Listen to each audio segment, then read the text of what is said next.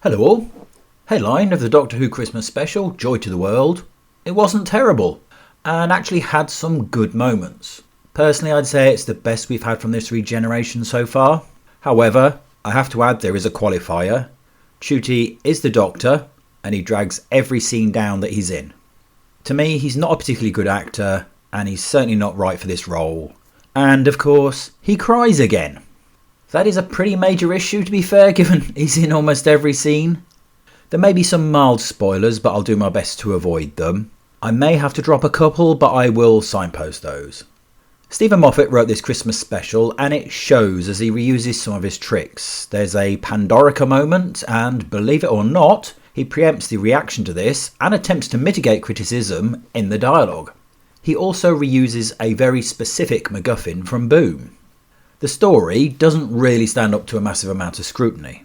The main subject of the story, the fact that the Doctor seems happy there's a hotel sending people throughout all human history, Joy being in a room linked to that hotel or the Silurian even walking into it in the first place, or in fact being able to walk in.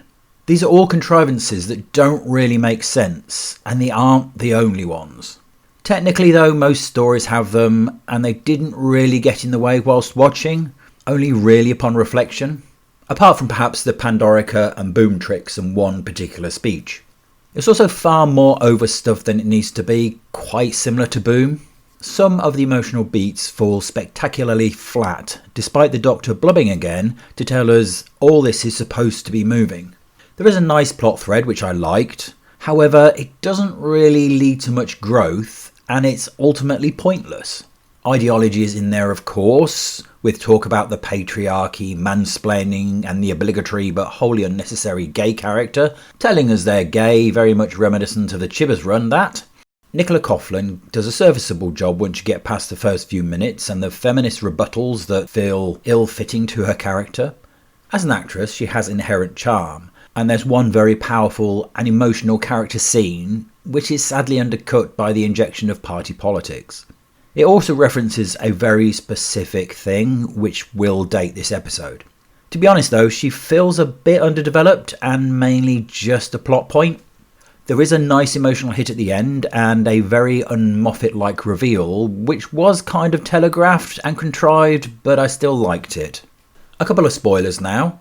Ruby is in it, utterly pointlessly for all of 30 seconds. The Doctor makes a speech about how the hotel rooms we choose say everything about us. It's meant to provoke a reaction, but it's also thrown back at the Doctor in what is supposed to be a moment of profundity. Unfortunately, it's abject bollocks. Apart from the fact that most hotel rooms are the same, in general terms people don't pick a particular room. And in specific terms, Joy hadn't even booked at this hotel, she just turned up and was given the room she got. That entire comparison, an analogy, meant quite literally nothing.